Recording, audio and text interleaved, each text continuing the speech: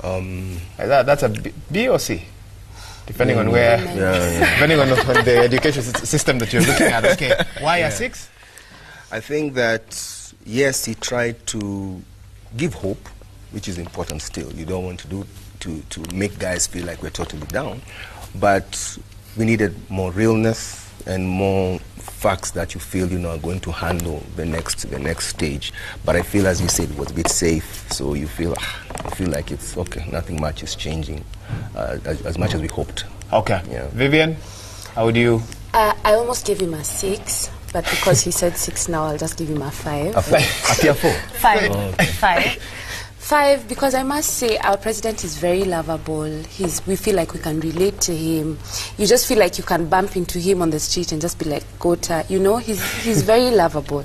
So for that has given him a lot of points. However, just as Nameless said, I feel like there are a lot of things that are of core importance, right? Because if you're in Kenya, you're a young person, you're very talented, but you feel like, I need a way out. I need an exit plan.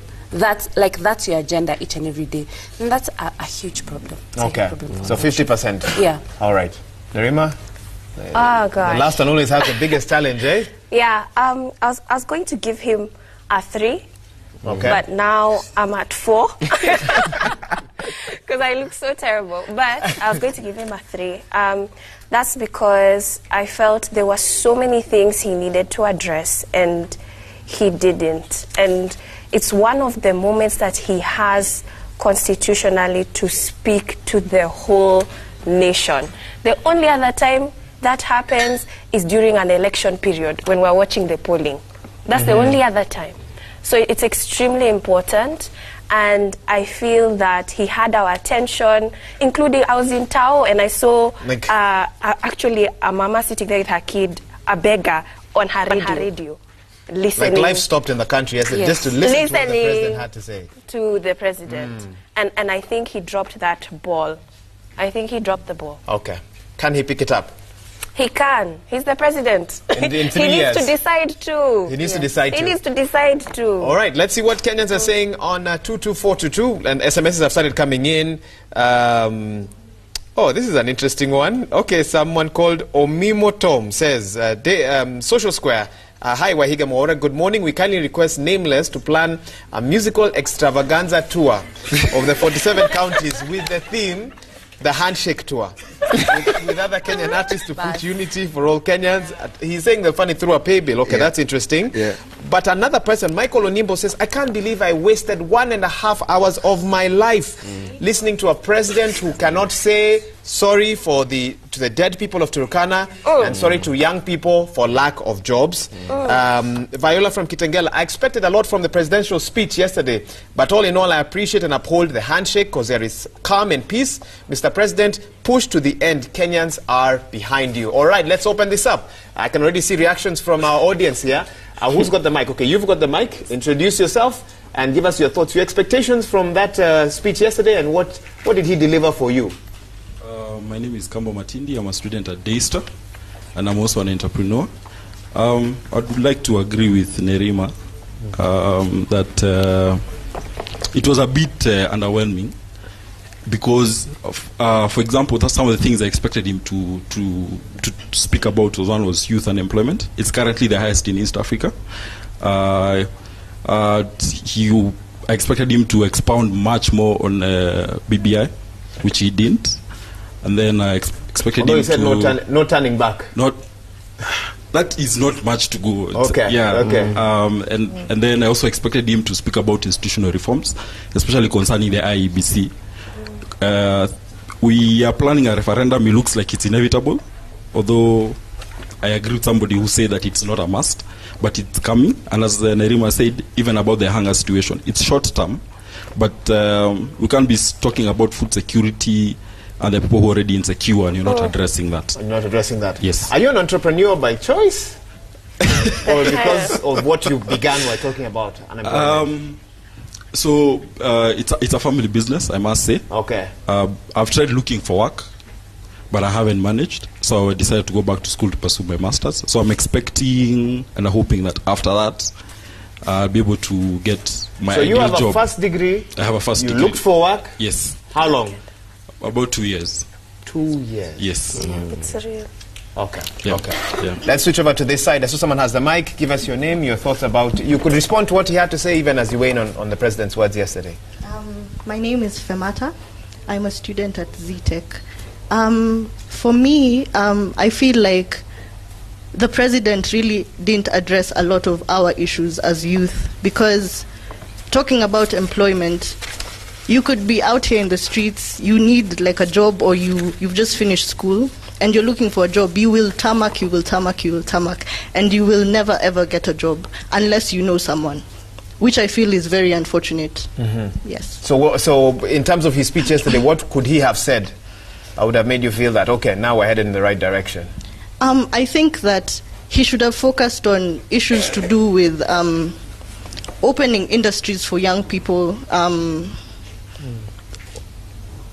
providing jobs in various sectors, not just in one sector. That would have really, really given us a bit of hope. Okay. Yes. All right, let me read another SMS that's just come in. Comment from Eldred says, if our leaders continue to bury their heads in the sand on the unemployment of youth, then one wonders whether we will survive 2022. Much has been theorized by those in power, even when citizens expect tangible actions which are indeed possible. The president's speech was a public relations exercise meant to massage the egos of the political elite. The youth must step forward and rescue themselves. To my panel, can the youth step forward and rescue themselves? Anyone can respond to this. Is that possible? Yeah, I think it's absolutely possible. I think one thing also as a solution I'd imagine, because maybe for, when you're in the public light, you get a lot of people writing to you and telling you, can you help me? You even get people asking you for money, right? And every single day, I was even telling my manager the other day, I've just realized whatever space I'm in, these things will never change. How many times do you get asked for money? A lot. Probably. Nameless is even laughing. Right? Story of his life. Yeah.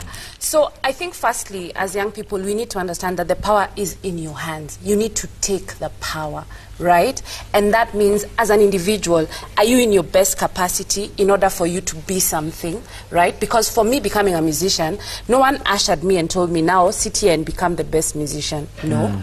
I worked towards it. I put myself in certain spaces. I talked for myself, and I've lost, but I've gained, right? So those are some of the things that we also need to embrace. The power mentality. The power mentality. Absolutely. Okay, let me get a quick comment from this side, then I'll come back to the panel as well.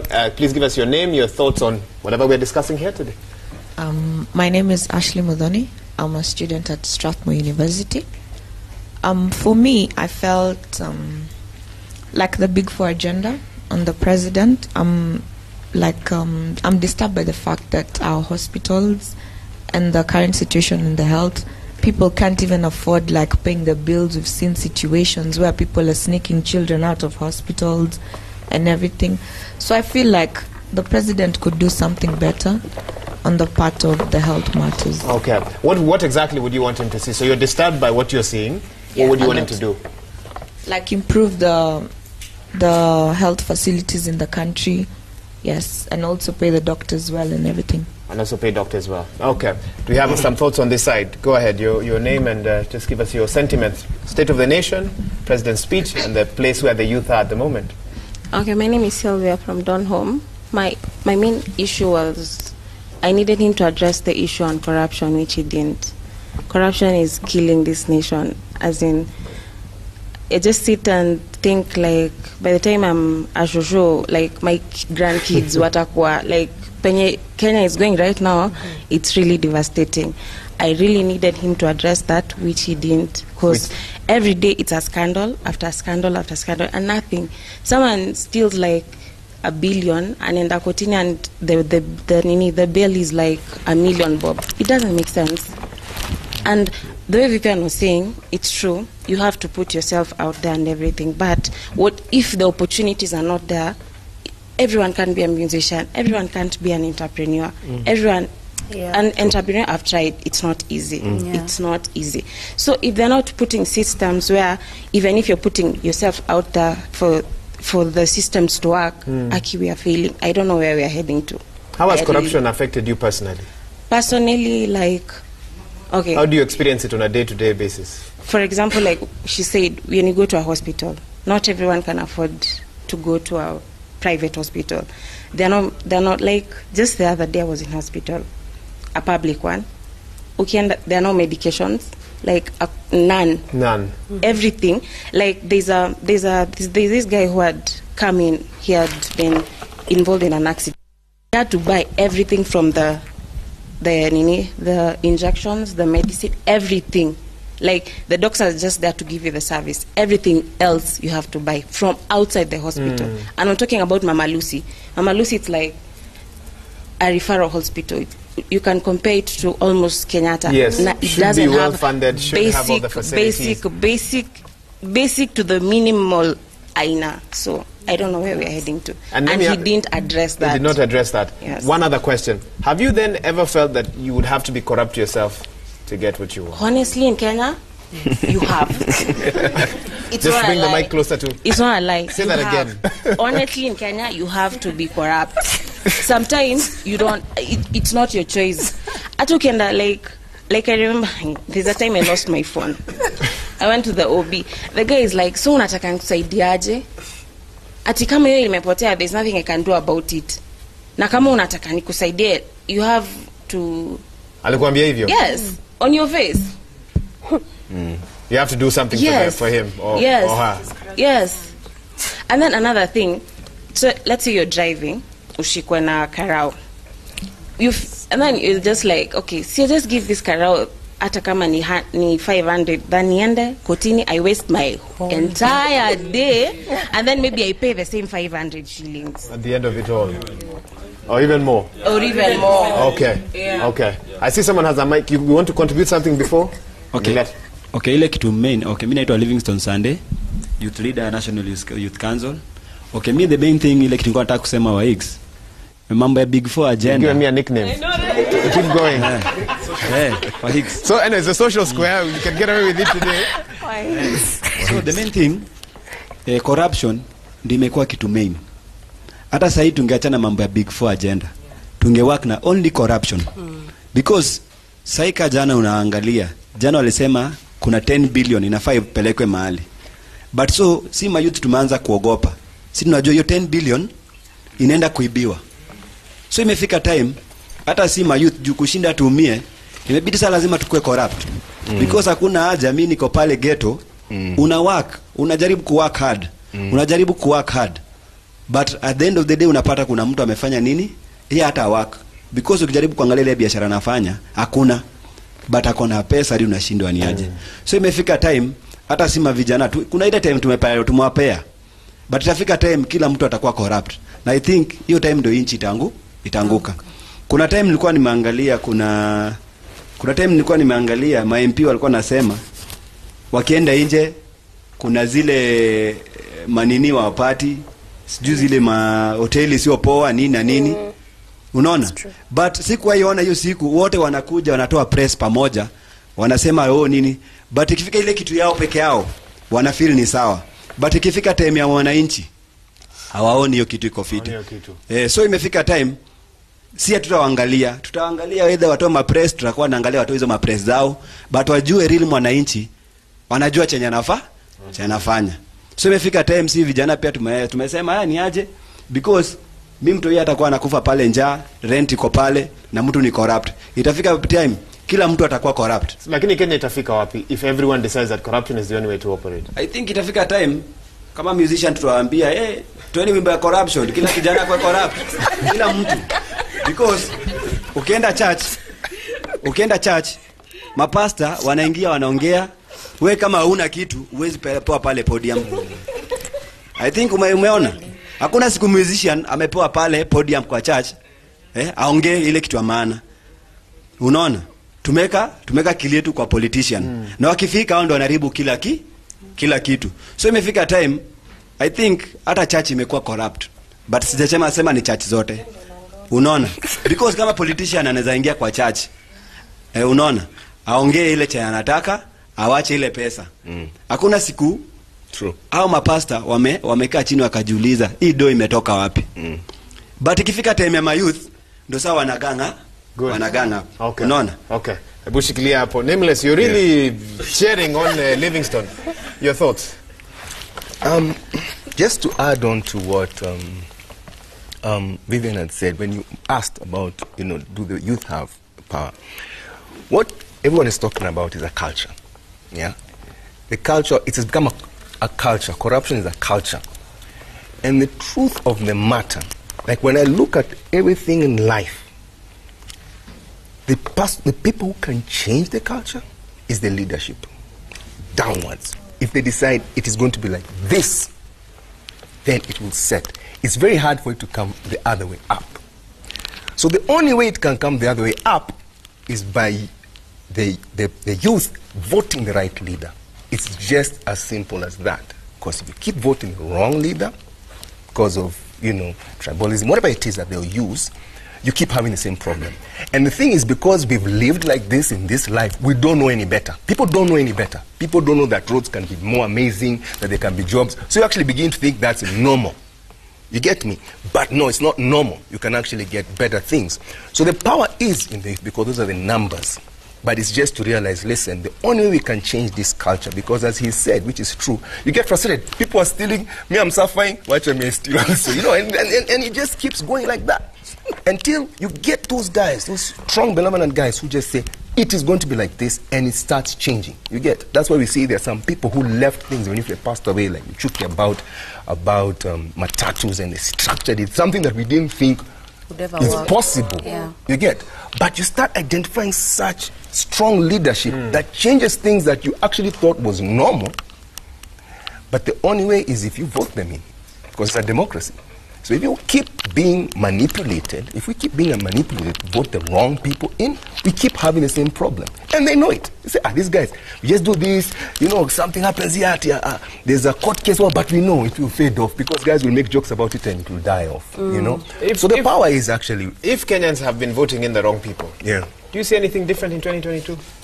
That's what I'm wondering is what is it that will give a paradigm shift to people to realize, wow, we actually have a power to choose. I keep hoping. The times I get frustrated, I say, wow, it just keeps happening again and again. We just forget, we complain, we go back to elections, we are torn apart, we do the same thing, and then again, and then guys get angry, and then again, But it's actually, if you get the right people up there, then they'll set the agenda, and everything just changes, So it's just... I'm supposed to take a break, but someone has asked a question in my ear that I need to ask you. Who are these right people? I think that if you feel that people are manipulating you in terms of... Or rather, let me help you. What does the right person look like? Wow. Physically, how the person looks?